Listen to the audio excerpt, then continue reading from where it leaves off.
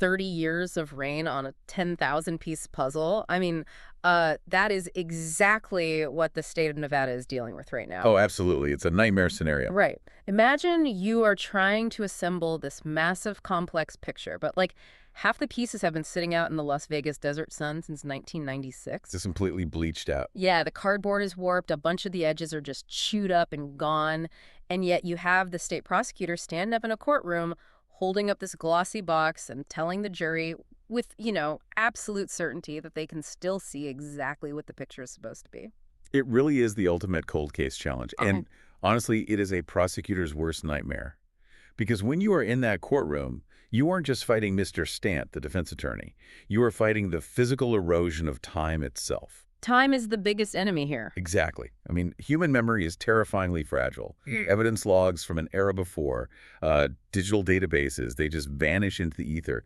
Key witnesses, the people who were actually in the room, have passed away. You are trying to convict a man of a murder that happened when a good chunk of the jury might not have even been born yet. That is exactly it. It's wild to think about. Well, you are tuned into another deep dive right here on the Rotten Root channel.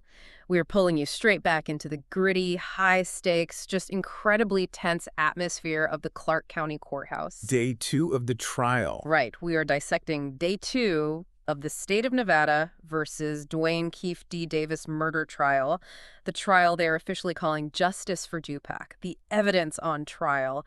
And I'm telling you, if you thought Day 1 was heavy, Day 2 is really where the rubber meets the road. We are looking at raw, unfiltered courtroom transcripts today. I mean, we are pulling from forensic pathology reports that haven't seen the light of day in decades. Decades! Yeah, plus Las Vegas Metropolitan Police dispatch logs, evidence logs, and some truly explosive, almost surreal testimonies from gang affiliates and the off-duty security who were running the streets that night. So yesterday, we talked about the opening statements.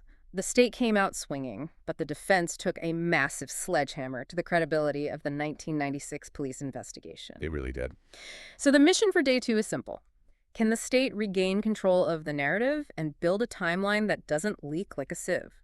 Or does the defense successfully widen that gap of reasonable doubt so far that you could just drive a truck through it? It's a massive depth to close. We are going down the rabbit hole today. We are talking grainy, antiquated VHS tapes, crime scene bureaucracy that will literally make your head spin, ballistic science, and a code of silence on the streets of Compton that held firm for 3 decades. And is only just now starting to fracture. Yeah.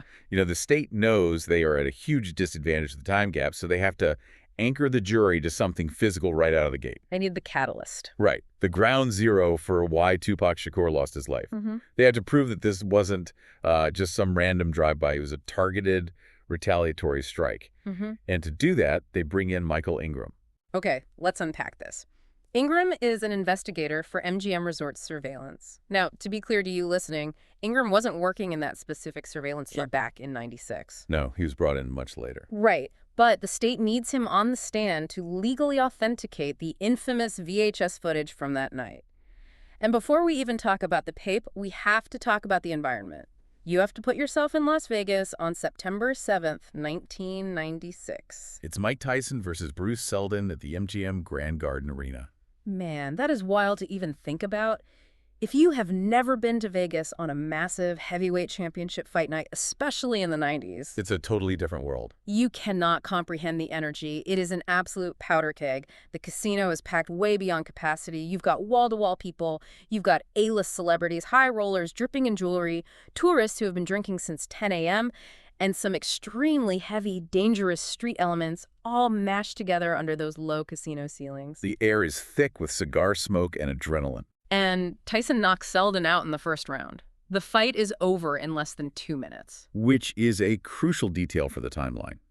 Because you have 16,000 hyped-up, adrenaline-filled people who pay thousands of dollars for a fight, and suddenly they're all pouring out of the arena and back onto the casino floor all at the exact same time. It creates a massive bottleneck. A huge one. And into this bottleneck walks Orlando Anderson. Okay, let's unpack who this is. Orlando Anderson is walking through the MGM, and he is wearing a number 13 Dan Marino Miami Dolphins jersey. Very recognizable. Right. And the state uses a security report from that night to track his movements. The report reads that Anderson is acting erratic. He tries to force his way past a security checkpoint near the Coyote Cafe. He is uncooperative. He keeps looking over his shoulder like he's expecting trouble. And, well, trouble finds him. Now, we have to talk about the tape Ingram is authenticating. This is a 1996 multiplex VHS system.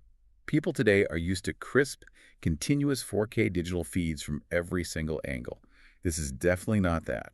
Hold on, back up for a second. Break down exactly how that multiplex system works, because the defense makes a huge deal out of this choppy footage.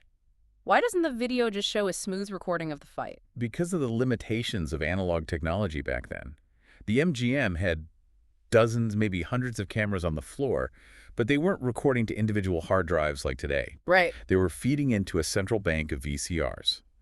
So a multiplexer takes the feed from, say, 16 different cameras, and it records one single frame from camera A, then one frame from camera B, then camera C, and so on. Yeah. So by the time the system cycles back around to record the next frame from camera A, 2 or 3 seconds might have passed in real time. So it's basically a flip book where you're missing half the pages. People literally teleport across the room between frames. Exactly. It's disjointed. But even with the jumping frames, the violence is undeniable.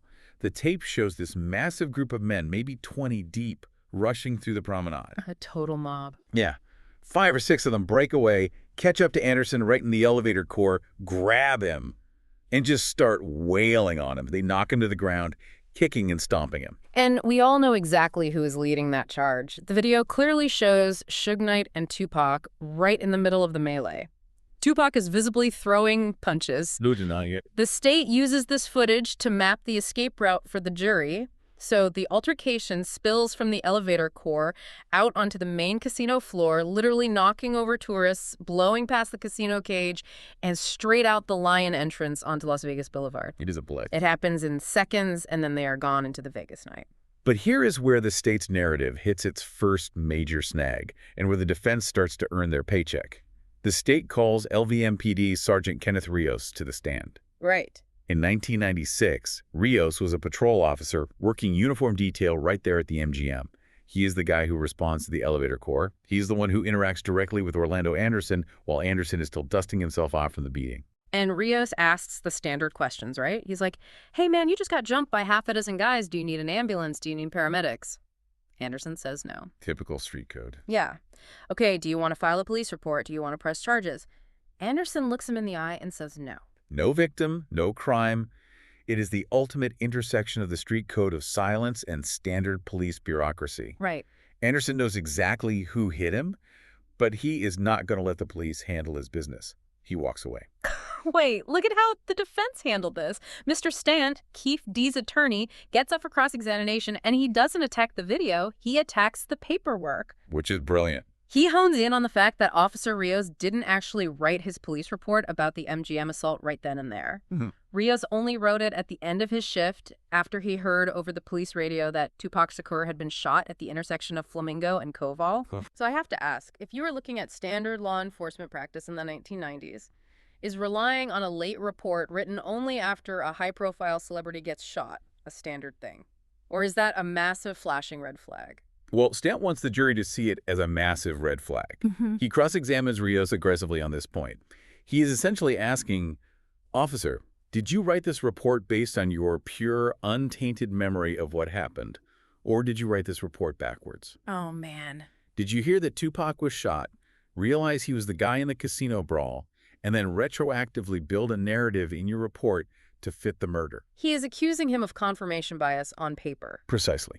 Now, Rios pushes back. And, to be fair to the police reality of the 1990s, Rios explains that if there is no victim cooperating, they often don't write a formalized long-form report immediately. Because they're busy. Right. Think about the context we just discussed. Tyson Fight Night. 50,000 drunk, angry people. Fights are breaking out at the craps tables, at the taxi stands, in bathrooms. Absolute chaos. If a guy gets punched, refuses help, and walks away, a patrol cop in 96 is just going to radio dispatch, clear the call, and move to the next fistfight.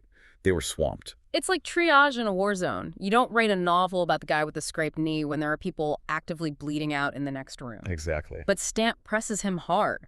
He forces Rios to admit, under oath, that he cannot recall with 100% certainty if it was the news of the Tupac shooting that triggered his memory to go back and write the report on the Orlando Anderson beating. And that is all Stant needs.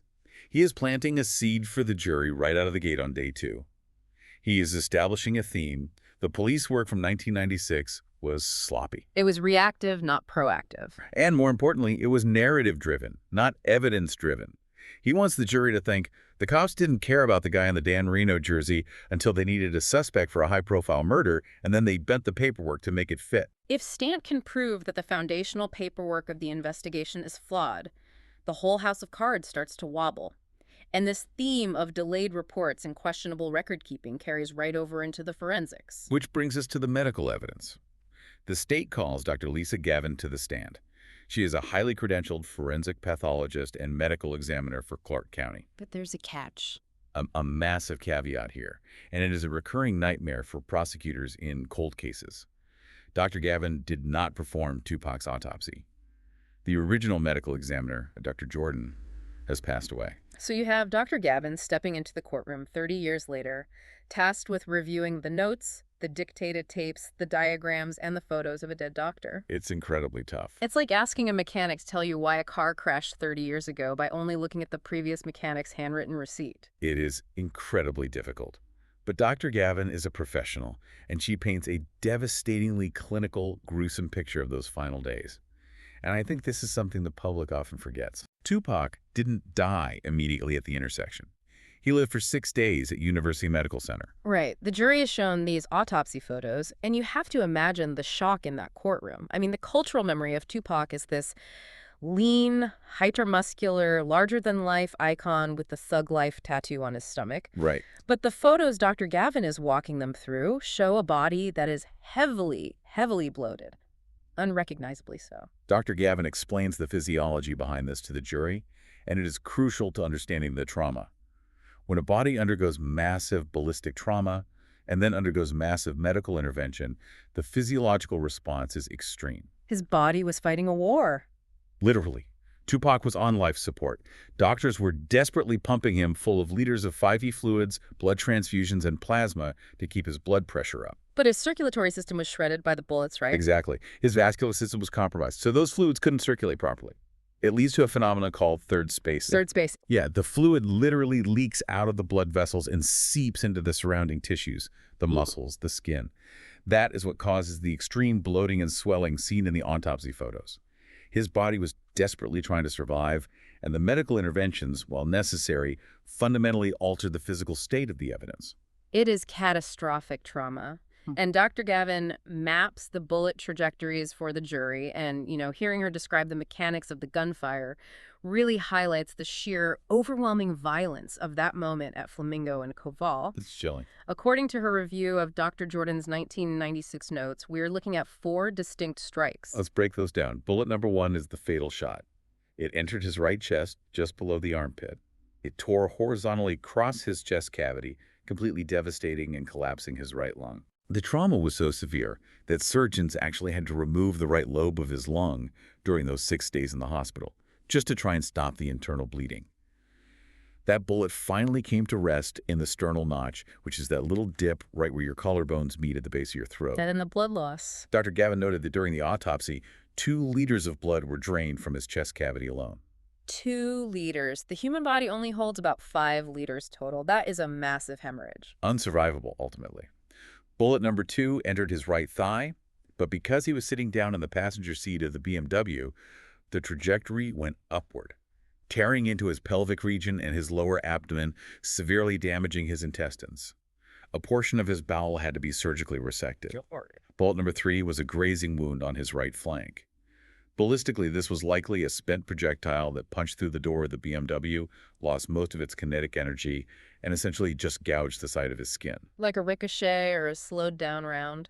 Exactly. And bullet number 4 completely shattered the ring finger in his right hand. You hear that breakdown, the pure physics of the destruction, and you realize this was not a warning. No. This wasn't just a blind drive-by where they sprayed into the air. This was a concentrated, overwhelmingly lethal volley of fire directed precisely into the passenger compartment of that black BMW. Point blank, essentially. The official cause of death, as read into the record gunshot wounds to the chest and abdomen, manner of death homicide. It is a sobering moment in the trial. But Stant, the defense attorney, cannot let the emotion of the pathology dictate the narrative. He has a job to do. He gets up for his cross-examination, and he goes right back to his playbook attack, the 1996 record keeping. He doesn't attack Dr. Gavin's credentials, he attacks the ghost of Dr. Jordan. Stan is ruthless here. He asks Dr. Gavin point blank, is there anything missing in your review of those 30-year-old records? He emphasizes to the jury that Dr. Gavin is, at the end of the day, just regurgitating Dr. Jordan's work. Which is a valid legal argument. Yep. Right. If Dr. Jordan was tired, if he measured a bullet trajectory wrong by 2 inches, if his record keeping was flawed in any way, Dr. Gavin's testimony today is inherently flawed. Stant literally tells her, you are not here to critique his work. You are just relaying what you read on a piece of paper. He is desperately trying to sever the chain of trust between the jury and the physical evidence. He wants them to believe that the original autopsy was as sloppy as the police reports. But the state realizes what he is doing, and on redirect, the prosecutor stands up and makes sure Dr. Gavin clarifies her position. She looks at the jury and states firmly that she did not just blindly follow Dr. Jordan's handwritten notes. She did her own homework. Exactly. She formulated her own independent medical opinions based on her direct examination of the autopsy photographs and the surgical records from the hospital. She validates the findings. So the state shores up the medical evidence, but then we move to the crime scene itself. And this is where the defense's attack on the physical evidence, or more accurately, the stunning lack of it, hits its absolute peak. Yeah, this part blew my mind.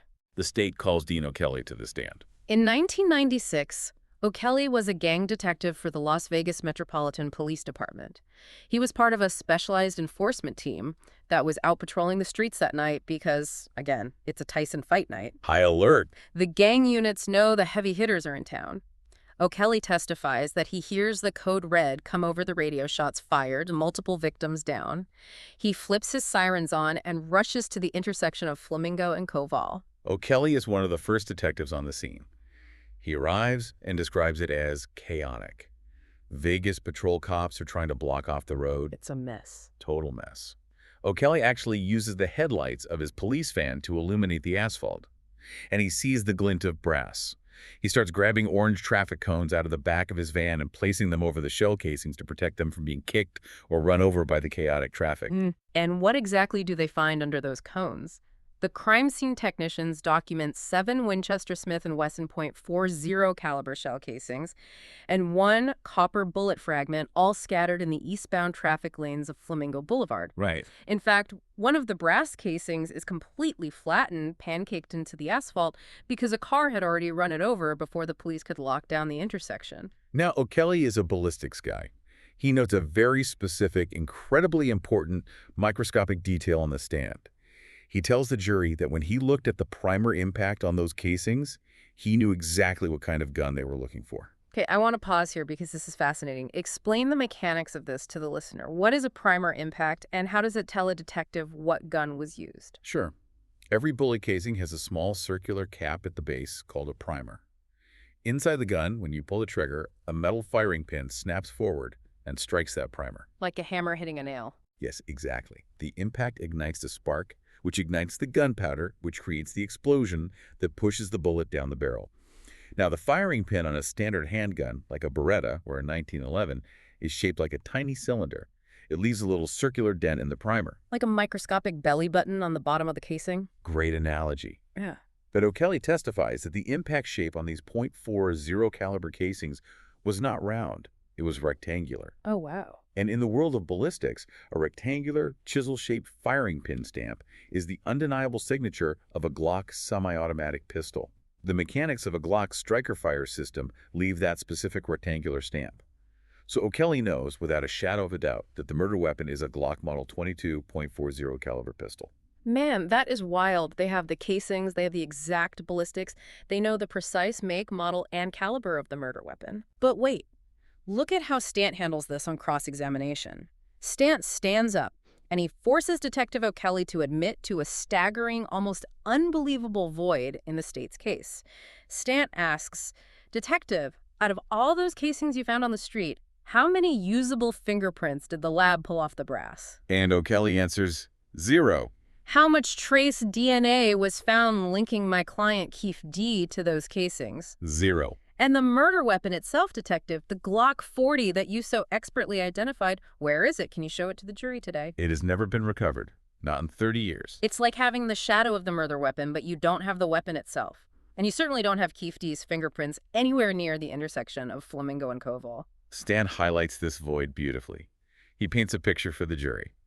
The state is sitting here trying to convict Keffe D of orchestrating one of the most infamous murders in American history, and they cannot produce a single shred of direct, physical, scientific evidence linking his body to the crime scene, to the bullet casings, or to the gun. Zero physical connection. It is a purely circumstantial case.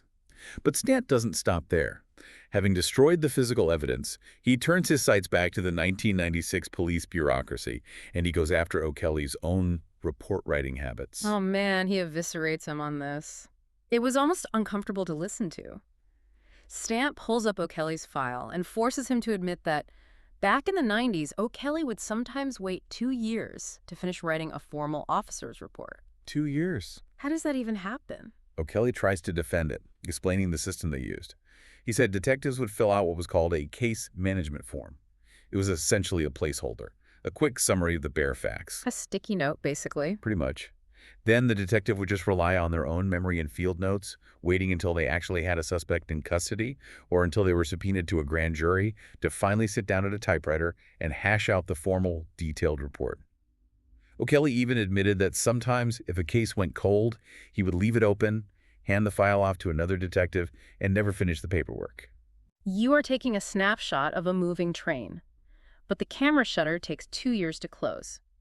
By the time the image develops, the train is in another state. It's awful practice. From a defense perspective, this is absolute gold. Stant is looking at the jury and saying, the Las Vegas Metropolitan Police Department in 1996 was treating the murder of a global superstar with a shocking, unforgivable level of bureaucratic negligence. He's making them look completely incompetent. Right. If their gang detectives are waiting 24 months to write down what they saw, how on earth can you trust their recollection of exactly where a traffic cone was placed or what a witness said to them on the street? The state is asking you to put a man in prison based on 30-year-old memories from cops who couldn't even be bothered to write down what they saw until the ink was dry on the decade. It is a massive blow to the state's foundational timeline, and it forces the prosecutors into a corner. Because if you don't have the gun and you don't have the DNA and your police reports are being shredded on the stand, where do you go? You pivot. You have to pivot. You have to rely on the most fragile, volatile form of evidence in the justice system, human memory. You need eyes on the street. Which brings us to the eyewitnesses. The state calls William Heidmeyer to the stand. Now, this is a fascinating perspective because Heidmeyer has absolutely no connection to the rap industry, no connection to the gangs. He is a completely neutral third party. He's just a guy doing his job. Exactly. In 1996, he was a security officer at the Maxim Hotel, which was a property situated directly on the corner of Koval and Flamingo, overlooking the intersection where the shooting happened. Heidmeyer sets a crazy, almost cinematic scene. It's 11:15 p.m. He isn't looking out for Tupac Shakur or Suge Knight. He is actually standing on the elevated third-floor ramp of his hotel's concrete parking garage alongside 2 Metro police officers. Totally unrelated detail. Yeah, they're in the middle of a completely unrelated investigation into a ring of stolen Dodge Caravans. It's quiet in the garage. And then, out of nowhere, the street below them erupts. He describes it sounding like a literal war zone. Heidmeyer testifies that he heard 3, maybe 4 distinct volleys of gunfire. A rapid, overwhelming series of pops. He estimates anywhere from 9 to 15 shots in total. A huge burst. Now, Heidmeyer is an armed security guard. He's got a military background, so his instinct isn't to hit the deck and hide. His adrenaline spikes, and he leans right over the concrete retaining wall of the parking garage, looking down onto the dark asphalt of Flamingo Boulevard, and he has a bird's-eye view of the aftermath. He looks down and he sees a massive caravan of luxury cars. It's the death row entourage. He spots them in the farthest left center lane, heading east. He identifies a white Dodge Stratus in the front, followed immediately by a black BMW 750, which we know is Suge Knight's car, and then a Lexus and a white Chevy Suburban, with several more cars trailing back, blocking the lanes. And here's the key visual. This is the moment the state really needs the jury to lash onto.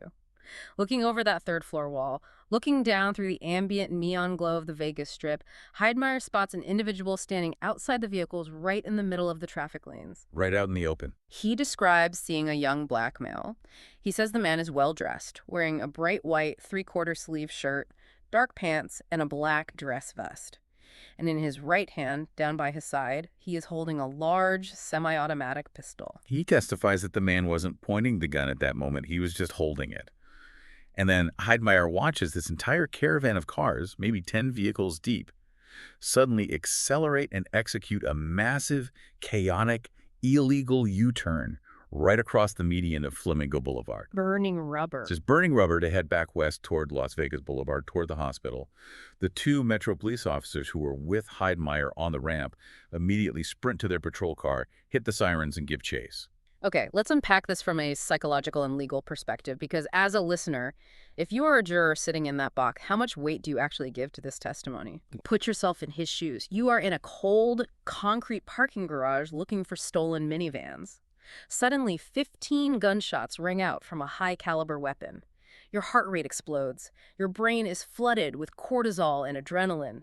You lean over a concrete wall, looking down 40 feet onto a dark street, illuminated only by street lamps and the headlights of a dozen swerving cars. Your panics. Right. You see a chaotic U-turn involving 10 vehicles. Can we really trust a human being looking over a wall during a literal shootout to accurately identify the specific clothing of a single individual holding a gun? You're touching on a massively important psychological concept called the weapon focus effect. Studies show that when a human brain is placed in a high-threat, life-or-death situation, it funnels almost all of its cognitive resources toward the source of the threat, in this case, the gun. The brain literally ignores the rest of the picture. Yes. Witnesses will often be able to describe the color of the gun barrel with perfect clarity, but their brain literally fails to encode the face or the specific features of the person holding it. Exactly. Are you really seeing faces, or are you just seeing silhouettes and shadows dancing in the headlights? Well, let me push back on that a bit because the state would argue differently. The state points out that Flamingo Boulevard isn't some pitch-black country road. It is a major artery of the Las Vegas Strip. It is bathed in ambient neon light, street lights, and the high beams of a dozen luxury cars. It's Vegas. It's bright. Right. Heidmeyer wasn't identifying eye color. He was identifying high-contrast clothing. A bright white shirt against a black vest is highly visible, even from 3 stories up. And the state needs that description because it loosely matches the clothing witnesses described the shooters wearing. But the defense, Mr. Stant, knows the vulnerability here. He gets up and cross-examines Heidmeyer, focusing heavily on his vantage point. He asks him, Mr. Heidmeyer, did you see the individual actually point and shoot the weapon? Heidmeyer says no. Could you see exactly how many cars were in the entourage? No, just a good 10 vehicles. And the absolute kicker, Heidmeyer, gives a clothing description, but he does not give a facial identification. He does not point his finger across the courtroom, look Keffe D in the eye and say, that was the man holding the gun. And without that direct identification, the physical evidence remains incredibly fragile. The eyewitness testimony is atmospheric, it's cinematic, but it lacks the definitive, direct ID that locks a defendant into a conviction. So the state hits a wall again. So the state finds themselves at a crossroads. They can't prove Keffe D held the gun with forensics. They can't prove him with eyewitness faces. So what do? They shift gears completely. They have to pivot to the psychology of the crime. They have to build the motive. They have to explain the why. And that brings us to the most fascinating part of the trial. This is where we leave police procedure behind and plunge straight into the dark, violent, and incredibly complex history of 90s street gang politics. We are talking about retaliation and the 30-year silence. To explain the motive, the state calls Reggie Wright Jr. to the stand. And you have to understand this guy's background because it reads like a movie script. It really does. Reggie Wright Jr. grew up in Compton, California. His father was a highly respected lieutenant running the gang unit for the Compton Police Department. Reggie follows in his dad's footsteps and becomes a Compton cop himself, but he leaves the force on a medical retirement, and what does he do? He pivots and starts his own private security company called Right Way Protective Services. And who is his #1 premier client? Marion Suge Knight and the entire roster of Death Row Records. Think about that. The son of the Compton gang unit boss becomes the head of security for the most dangerous gang-affiliated record label in music history. He is walking a tightrope between the law and the streets. A very dangerous tightrope. And on the stand, Wright is tasked with outlining the escalating toxic beef between Death Row Records on the West Coast and Sean Puffy Combs' Bad Boy Records on the East Coast. Wright traces the origin of the hostility back to August of 1995. The infamous Source Awards in New York City. Suge Knight gets on stage, grabs the mic, and publicly disrespects Puffy Combs in front of the entire industry, telling artists if they want to be on a label where the CEO isn't dancing in their videos, come to Death Row. Shots fired on national TV. It was a massive insult. But it goes from rap beef to blood spilling real quick. A month later, in September of '95, a close friend of Suge Knight's, a guy named Jake Robles, is shot and killed at a club in Atlanta. And the word on the street is that Bad Boy affiliates were responsible. Tensions are boiling over. Then Tupac gets bailed out of jail by Suge, signs with Death Row, and drops the song Hit 'Em Up, which is arguably the most vicious, disrespectful diss track ever recorded, aimed directly at Biggie Smalls and Bad Boy. Wright testifies that the tension was so incredibly high, the paranoia was so deep, that he had to assign 2 armed off-duty police officers to guard Tupac 24 hours a day, 7 days a week. But the crucial piece of testimony that Wright provides, the reason the state put him on the stand, is that he places Keffe D directly into the crosshairs of this narrative before Las Vegas. Okay, set the scene for this. Wright talks about an incident at the Soul Train Music Awards in Los Angeles. Right. The Soul Train Awards parking lot. Wright describes the scene. The Death Row entourage, which is massive, pulls up to the venue, and as they are walking in, they run right into the Bad Boy entourage. Now, Bad Boy's based in New York, so when they come to LA, they need local muscle. Who do they hire? They hire guys from the South Side Compton Crips. Wright testifies that a confrontation immediately breaks out between Tupac and Biggie in the parking lot. Insults are flying, guys are chest bumping. It gets so heated that one of the guys rolling with Bad Boy, a Southside Crip, actually pulls a gun and racks the slide. A loaded gun in a crowd. Right. Relying on his police training, immediately draws his own weapon, aims it at the guy, and is begging him not to shoot, screaming that it's not worth it, until the Nation of Islam security detail finally rushes in and physically separates the two camps. A complete Mexican standoff in an award show parking lot. But here's the absolute linchpin of the story. The prosecutor asks Reggie Wright Jr. who was standing there with the Southside Crips during this armed confrontation. And Wright says Keffe D was right there in the mix. The state is using Wright to draw a very specific, undeniable map for the jury. They're saying, look, Keffe D wasn't just some random tourist who got caught up in a fight at the MGM Grand. He was a high-ranking member of the Southside Crips. The Southside Crips were the sworn enemies of Death Row's muscle. Keffe D was already acting as security for Bad Boy, and he had already been present during a near-fatal armed standoff with Tupac and Suge. They're building the framework of an active, ongoing gang war. But the night of the murder, September 7th, is where Reggie Wright's testimony takes a truly bizarre, almost unbelievable turn regarding this security protocol. After the Tyson fight, Death Row was throwing a massive charity after-party at a venue called Club 662. Now, for those who don't know the street lore, 662 on an old telephone keypad spells out M-O-B, mob, as in Mob Piru, the blood gang heavily affiliated with Suge Knight and Death Row. Right. But Suge Knight is a businessman. He was trying to officially transfer the club's liquor license into his own name, and he needed the local authorities to sign off on it. He wanted the club to look legitimate, corporate, and clean. Clean for the cops. Yes. So an attorney for Death Row, a guy named George Keefe, gives Reggie Wright an incredibly specific and ultimately fatal instruction. Keefe tells Wright that to ensure the licensing inspection goes smoothly, all the off-duty police officers working private security inside the club need to be disarmed. They are told to take their guns and lock them in the trunks of their cars. I remember reading the transcript of this and my jaw just hitting the floor. It is unbelievable. Think about the pure irony and stupidity of this corporate maneuver. It makes no sense. So wait, the professional, highly trained, off-duty police officers who are hired to protect the biggest rap star on the planet are told to put their guns away. But the actual gang members, the Mob Piru guys who are hanging around the club acting as unofficial muscle, they are walking around fully armed. That's like locking the sheepdogs in the barn and handing the wolves the keys to the pasture. It was an absolute recipe for disaster. It stripped Tupac of his professional armed shield. And on top of that, Reggie Wright wasn't even with Tupac when the shooting happened at Flamingo and Koval. Because he was stuck at the club. Right. Wright was stuck at Club 662. running around dealing with logistics and walkie-talkies. Yeah. Tupac was supposed to wait for Suge Knight at the hotel so they could travel together in an armored convoy. Yeah. But Tupac, being Tupac, got impatient. He wanted to hear the walkout music for the Tyson fight. He is hyped up. Always pushing the envelope. So the biggest, most targeted rap star in the world jumps out of the hotel, flags down a random Las Vegas taxi cab, and heads to the venue with only one bodyguard, Frank Alexander. And Alexander was unarmed, and he didn't even have a working radio to communicate with the rest of the security team. The compounding security failures are just staggering. It was a perfect storm of ego, miscommunication, and terrible corporate advice. But as compelling as Reggie Wright's insider perspective is, Mr. Stant is not going to let him step off the witness stand unscathed. Stant goes on the offensive. On cross-examination, Stant goes straight for the jugular. And he doesn't attack Wright's memory of 1996. He attacks his bank account in 2024. Stant brings up the fact that Reggie Wright Jr., the former cop and security head, now runs a highly lucrative YouTube channel and does dozens of monetized interviews about the Tupac murder. This is a fascinating modern twist on a cold case.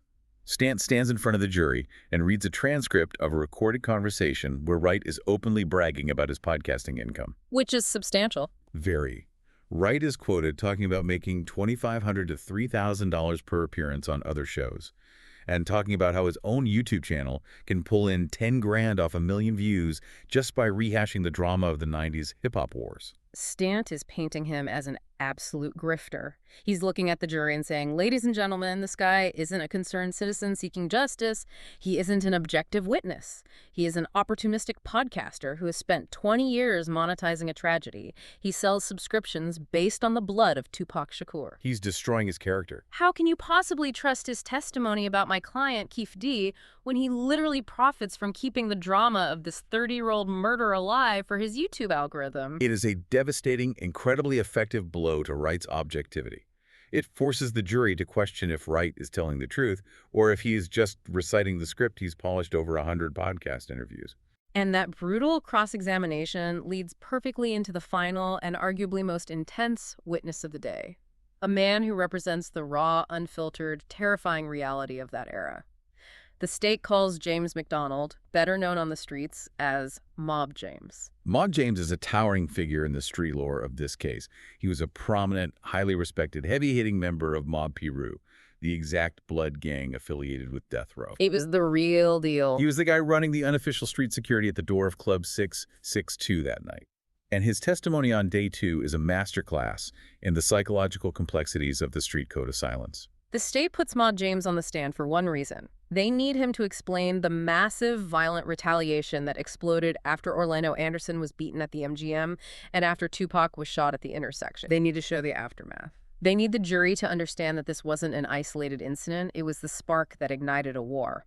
Mob James testifies that the news of Tupac's shooting hit the streets of Compton almost immediately. This is before cell phones were ubiquitous, but word traveled fast.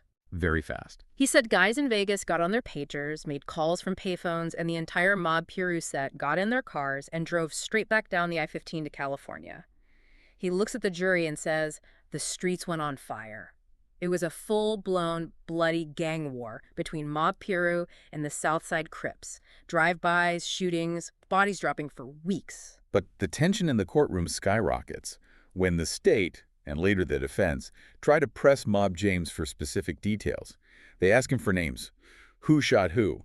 What exact date did this retaliation happen? Who gave the orders? And what does he do? Mob James just completely shuts down. He leans back in his chair and gets incredibly combative with the lawyers.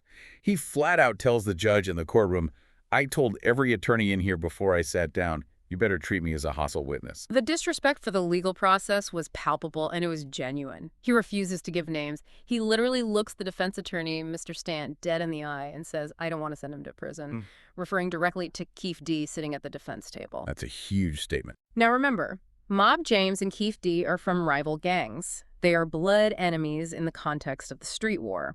But Mob James is declaring that the street code, the absolute refusal to cooperate with law enforcement and be labeled a snitch, supersedes the authority of the courtroom and supersedes his own hatred for the Southside Crips. It is a surreal, chilling moment. Yeah. You have a witness sitting on a federal stand under subpoena, actively telling the lawyers that he will not help them put a man in a cage, regardless of what that man did. Because it violates his code. Right.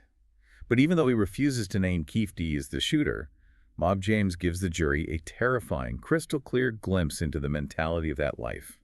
The prosecutor asked him about a long-standing rumor that Tupac had once gotten angry and punched Mob James in the face. Wow, asking that on the stand. Yeah.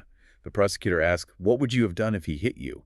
Mob James doesn't even hesitate. He leans into the mic and says, "I'd have shot him." He actually said that. He explains to a jury of regular citizens that in that specific gang culture, if someone publicly disrespects you, if someone puts their hands on you, you have to retaliate with lethal force, or you go home a punk.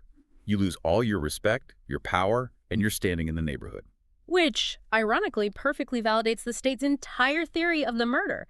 Because if a guy like Mob James would shoot his own meal ticket, his own boss's star artist, over a single punch, what do you think the Southside Crips would do when their guy, Orlando Anderson, gets publicly stomped out by Suge Knight and Tupac in front of hundreds of people on the floor of the MGM Grand? It's unavoidable. Retaliation isn't just a possibility in that world, it is an absolute unavoidable certainty. Exactly. The state uses a hostile witness to prove the underlying psychology of the motive. And that brings us to the end of day 2. And the massive questions we have to unpack. We have to synthesize what the state and the defense actually achieved here. The balance of the case. Did the state, through the timeline and the motive, move the needle closer to proving guilt beyond a reasonable doubt? Or did Mr. Stant's surgical cross-examinations successfully widen the gap of reasonable doubt so far that the jury will be afraid to convict? It is the absolute core conflict of this entire trial, and it's what makes this case so fascinating to analyze. On one hand, you have the state, and they have built an incredibly compelling, logical narrative of street politics and inevitable retaliation. They prove the why. They've perfectly established the simmering beef between the coasts. They placed Keffe D at the Soul Train standoff. They showed the brutal, humiliating beating of Orlando Anderson at the MGM on tape.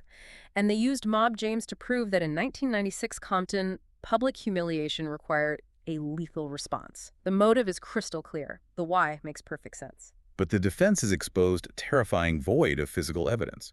We have the brass casing sitting in an evidence locker, but we don't have a single microscopic ridge of a fingerprint. We know the exact rectangular stamp of the Glock 40, but the weapon itself is a ghost. Missing completely. We have an eyewitness leaning over a parking garage wall who saw a well-dressed black man holding a gun, but nobody who could look Keffe D in the eye and say he pulled the trigger. We have forensic experts admitting they're just reading a dead man's notes. Yeah. And we have police officers admitting under oath that they waited up to 2 years to finalize their reports about the biggest murder of the decade. So I have to ask you, and I want you listening to really think about the burden of proof here. If you are a juror sitting in that box, staring at this 30-year-old 10,000-piece puzzle with half the cardboard missing, what do you do? It's a heavy burden. Do you convict a man? Do you take away his freedom based on the overwhelming, undeniable logic of gang affiliations, street codes, and a 30-year-old grudge? Or do you acquit him? Do you let him walk out the door? Because the state of Nevada, with all its power and resources, cannot produce a single fingerprint, a single drop of DNA, or the actual murder weapon. It is the ultimate test of circumstantial versus physical evidence. The state is asking the jury to trust the story, because the story makes sense. The defense is asking the jury to demand the science, because the science is objective. And when the science fails... And when the science isn't there, when there is a void, doubt naturally creeps in.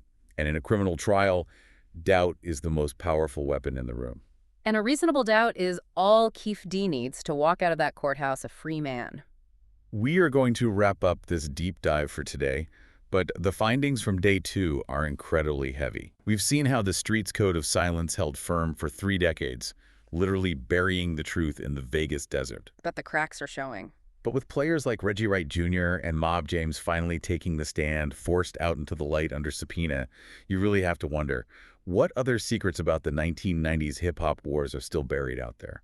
What other truths are just waiting for the right microphone or the right subpoena to uncover them? The trial is far from over.